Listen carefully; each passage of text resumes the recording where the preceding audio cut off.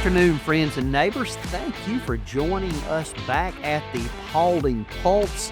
Hey, can you believe summertime is getting away from us? I mean, the year is moving by, almost at light speed. But thank you for taking time out of your schedule today just to spend it with us. We really appreciate it. We want you to like and share and follow us on Facebook, on social media. Let your friends and neighbors know that this is where they can come to get the official news about Paulding County. So let's just dive right into it and let's talk about some great things that are taking place in the month of July in Paulding County.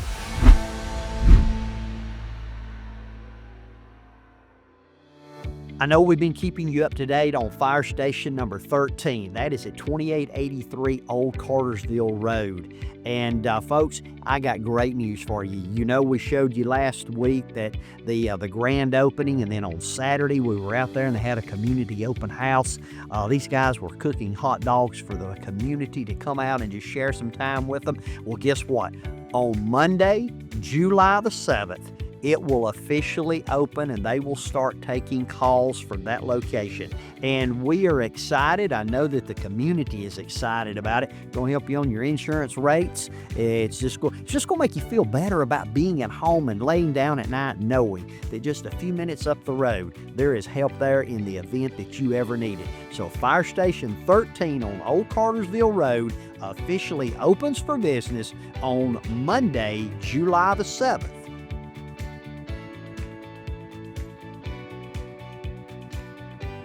Hey, everybody loves Christmas, but maybe you don't like Christmas in July. Maybe you do like Christmas in July. Well, I'm here to tell you that downtown Dallas, the merchants, they are putting together on July the 26th, they're having Christmas in July. Come out and get started early. Go to the different merchants, the vendors that will be there. There's going to be food trucks, live entertainment. They're going to be able to make this. All we're not going to have is snow. I don't think we're going to have snow in downtown Dallas on July the 26th. But it is Christmas in July. Get your shopping done early. Hey, if you're looking for a gift for me, hey, just ask my friends. They'll tell you the sizes and the colors I like. So get ready. July 26th, Christmas in July in downtown Dallas.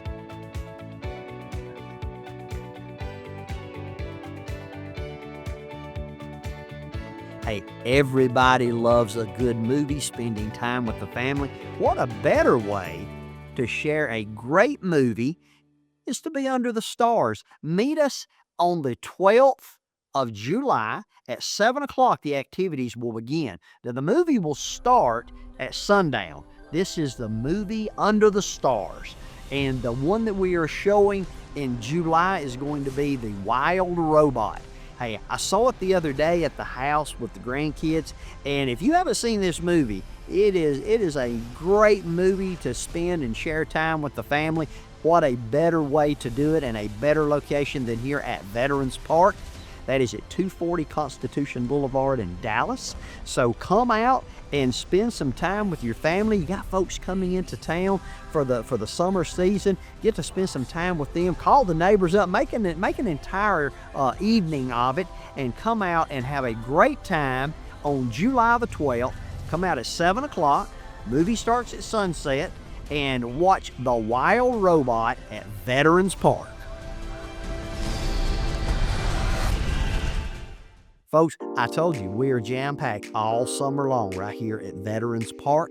And on July the 19th, the Taylor Swift cover band Red is going to be performing. Now, the events, the park will open up at 7 o'clock. The concert will start at 8 o'clock. Now, I just want to tell you, the last concert that took place in June, it was a record crowd. Greatest crowd that has come to any of the concert series. We want you to come to the second concert during this summer series and see Red, the Taylor Swift tribute band.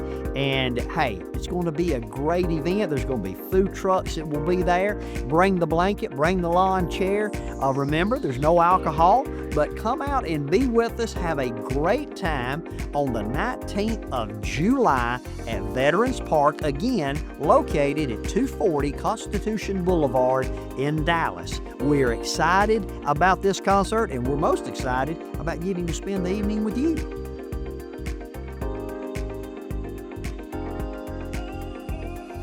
Hey, I know not everyone is going to be excited about this next subject, but on the 29th of July, Paulding County School District, they will be hosting their open house.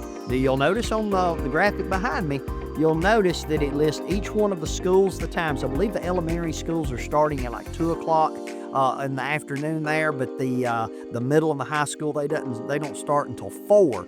But look and see the letter that your last name starts with. That will be the time that you will need to select and go for the children to get to go and meet their teachers, see their classroom, find out what may be needed, get ready to get this year kicked off. Hey, can you believe that it's almost time to go back to school? I know you've had a great time coming to all these events that we've been telling you about here in Paulding County, but it's about time to buckle down, and we don't want you to be late. We don't want you to miss anything. So take note, on the 29th of July, open house for the Paulding County School District, and we are excited, and we wish everybody a very happy school year and a successful school year. So July 29th for open house.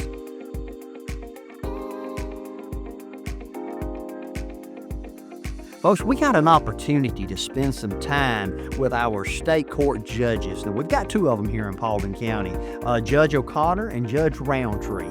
We got an opportunity to sit down with them and find out a little bit more about state court. What is it like in the day in the life of? What is state court? Why do we have state court? What's the benefits? So let's just pause and break away for a moment, and let's just talk to Judge O'Connor and Judge Roundtree and share some time with them.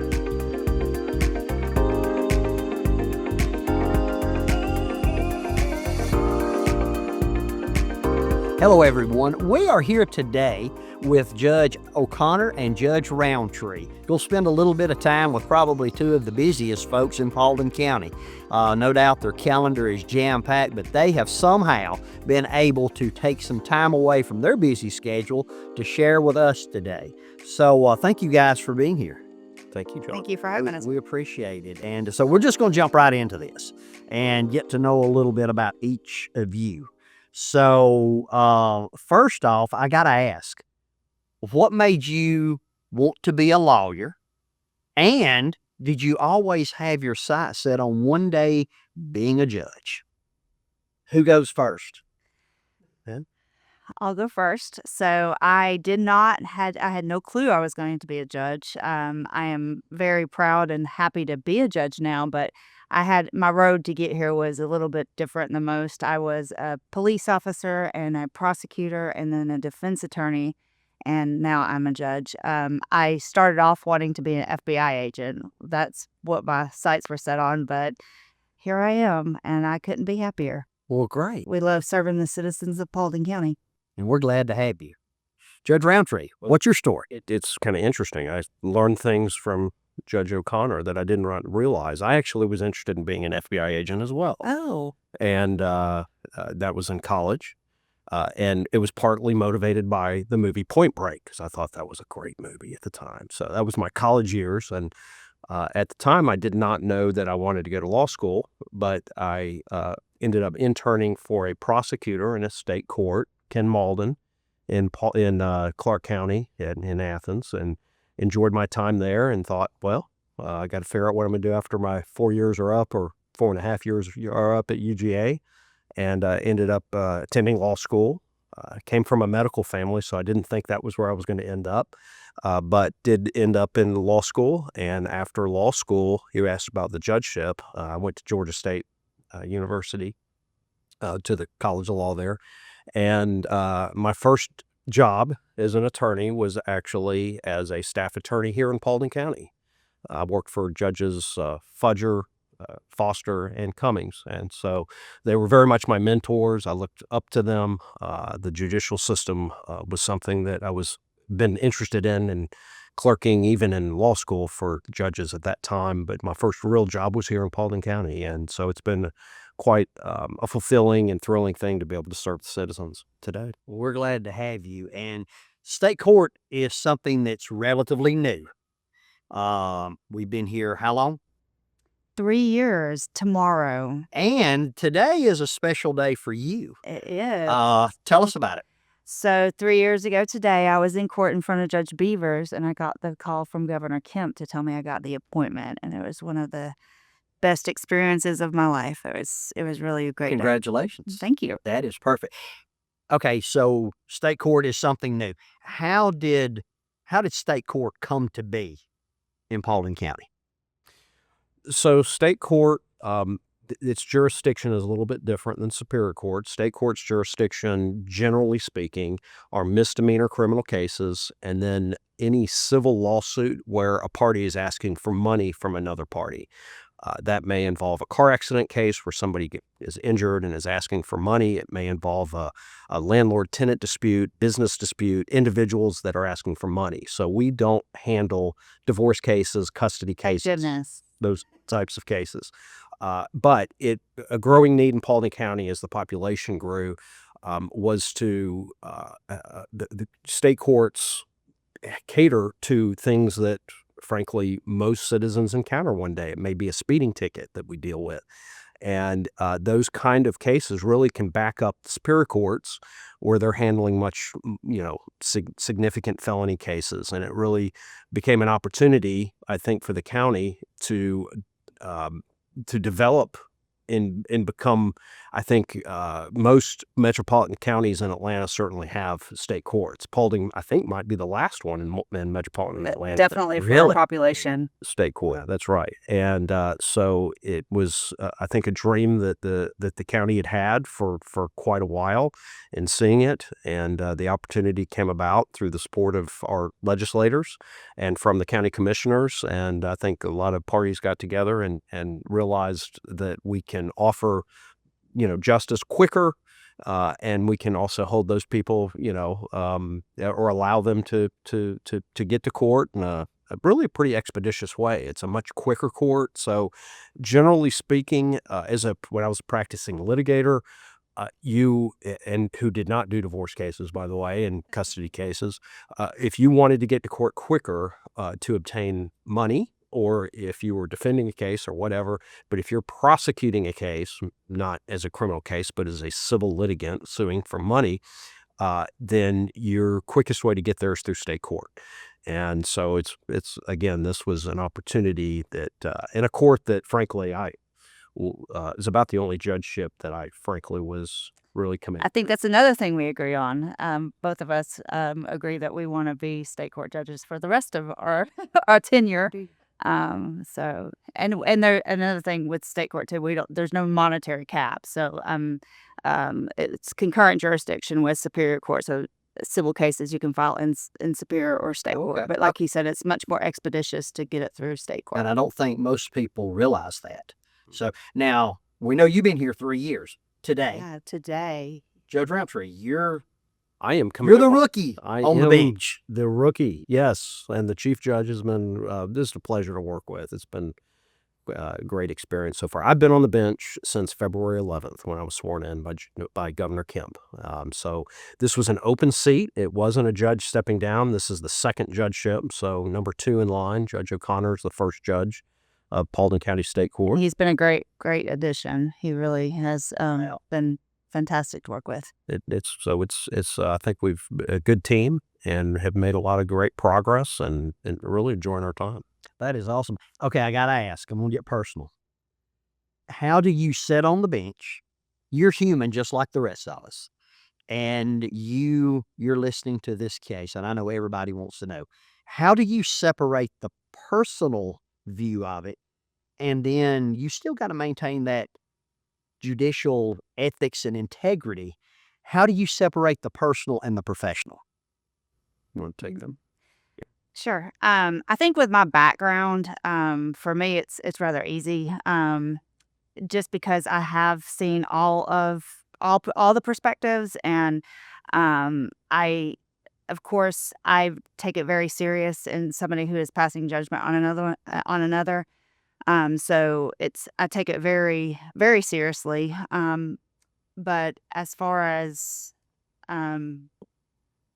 I'll pass it over to Judge Roundtree. Sure.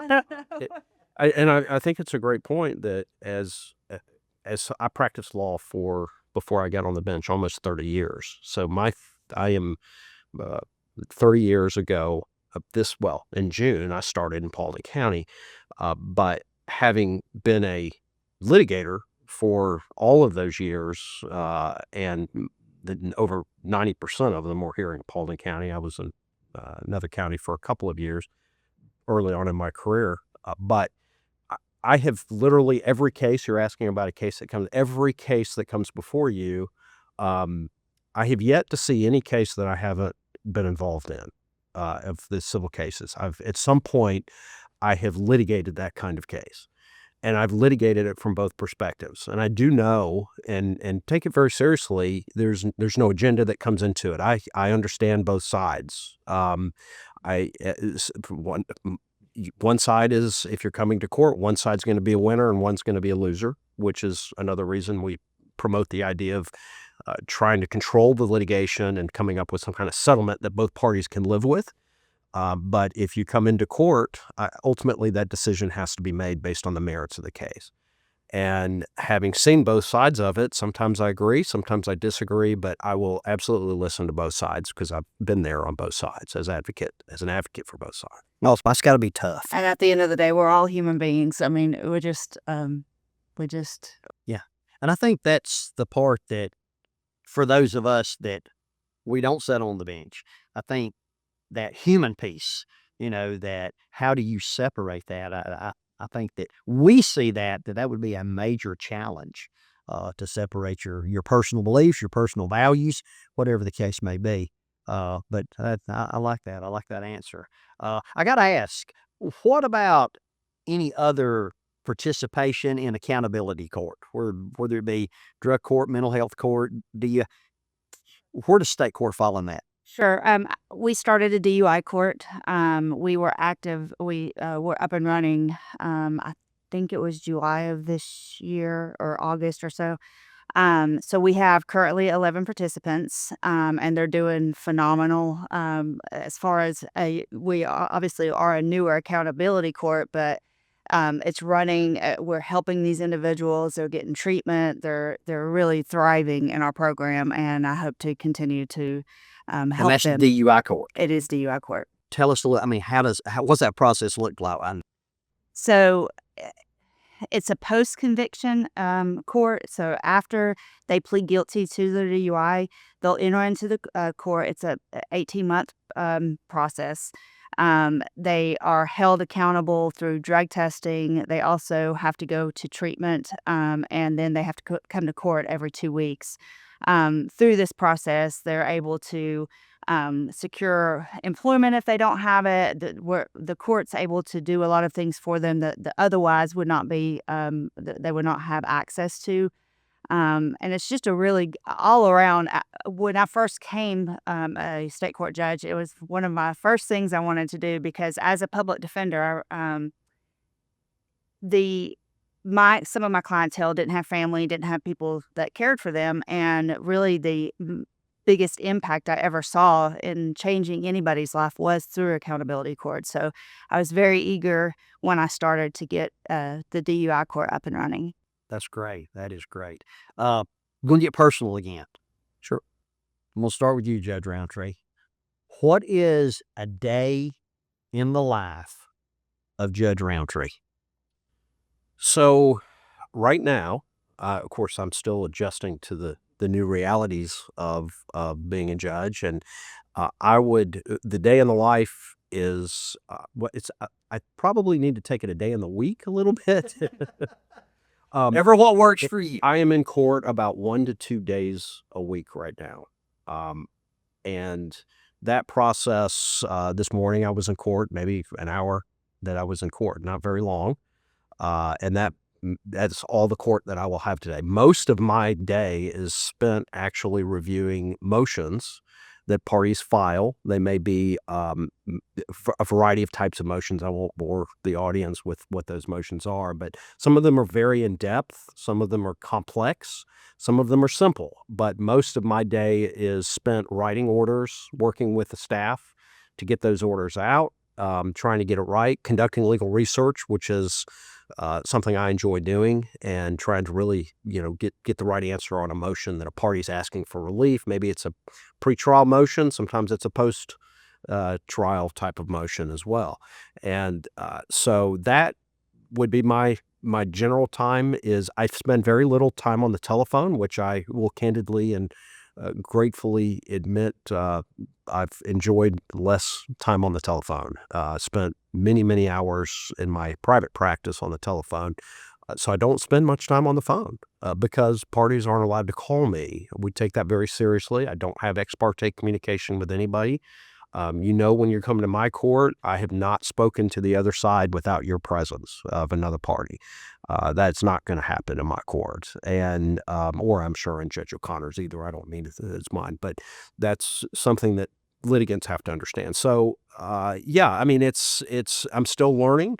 Um, I guess I take there's some amusement in this, but I was sworn in on February 11th. I am obligated to do a training for judges, new judges training. Unfortunately, the judges training is only offered once a year for state court judges, and it was the last week of January. So I have not had the mandatory judges training yet. I've been able to use my experience, but it's not offered any other time. But I will happily attend that. But again, learning that sometimes what I used to think was a simple motion actually can take them some of the most time, and that's been a little bit of a surprise. How about you, Judge O'Connor? Well, I wake up and get bossed around and judged by my 12-year-old. And then come to work and I get bossed around by my staff. I'm kidding. No, I do have a lot of, I have traffic court and we have calendar calls and arraignments. We do have court quite a bit because, like Judge Roundtree said, it's a faster paced court here. I do primarily traffic and criminal, and he primarily does civil, but we back each other up in both avenues.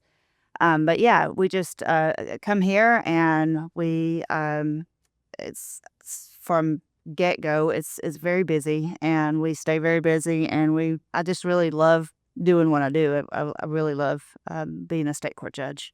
Well, that definitely shows. So one of her calendars, this is a little bit different that we have, is she'll have 100 people at one of her 100 defendants at, say, one of her calendars. She's handling mainly the criminal. Today, I only had 2 cases on the calendar. So, but he has a lot more substance with his litigation. So now you're both being modest. Well, he has a lot more substance. So, what do you think is probably one of the biggest misconceptions about judges, about state court? What do you think that would be? Well, I touched on it a minute ago. I think, unfortunately, people think judges have, generally speaking, an agenda. Some might going into it. That doesn't happen here. And I think there's a misconception. People think that they could maybe contact a judge and give them their input prior to the case being heard in court or outside the presence of another party. It could be a party or it could be an individual calling on behalf of a party. And I think people think those kind of things happen. They don't happen in Paulding County. Having been a part of this system here for now 30 years, that was not something that was happening. But there's a perception out there that judges have communication and we don't. the good old boy system doesn't exist here in Paulding. I just don't think that that's an issue. I mean, there are things, but I think that's certainly one misconception. Absolutely. Well, I think that's refreshing to our viewers to know that is not the case. I think that's awesome. One last question, very personal. We're going to start with you, Judge O'Connor. Oh, goodness. What do you want your legacy to be? What do you want to be remembered by in Paulding County? I want everybody to remember me as a fair, impartial, expeditious judge. Honestly, I like I said, I love my job. I care about our citizens. I love what we do here, and I can't ask for more than that. Well, and Judge O'Connor, I will say that she's also got she's very likable. So she is, I think she can also take pride in knowing people like to go practice in front of Judge O'Connor. I don't know that they like to practice in front of me, but I'm still learning that. But For me, one of the things I think we've lost right now, and it's not just in the courtroom, I'll say that, is there's a lack of civility that seems to be too prevalent right now. And one of the things that I would like to be remembered for is you're going to be treated with respect, and lawyers are going to talk to each other with respect and to the court with respect. And we're going to act in a way that would make your mama proud, basically. And so that's important to me to have people understand coming in, and that's the expectation the court has, and that's just how you should behave, because we're all trying to do what's best both for the county and the state. I like that. I really like it. Thank you guys for today. I know you're busy, but thank you for taking this time out to spend some time with us and just allow us to get to know you a little better. People don't realize, you're very approachable. And I really appreciate you taking the time today. And I hope you have a great rest of your day. We're honored to be chosen to do this interview. Thank you, guys. Appreciate it.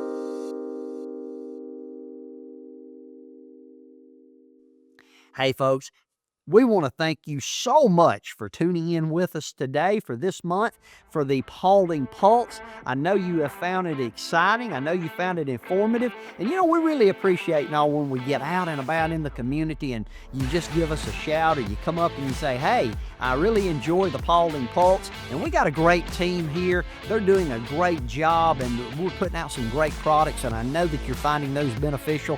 But we thank you for tuning in each month for the Paulding Pulse. And like we said at the beginning, we want you to follow and like and share. Tell all your friends and neighbors to tune in. And we're excited about being with you next month. So you come and join us at the Pulse of the Action.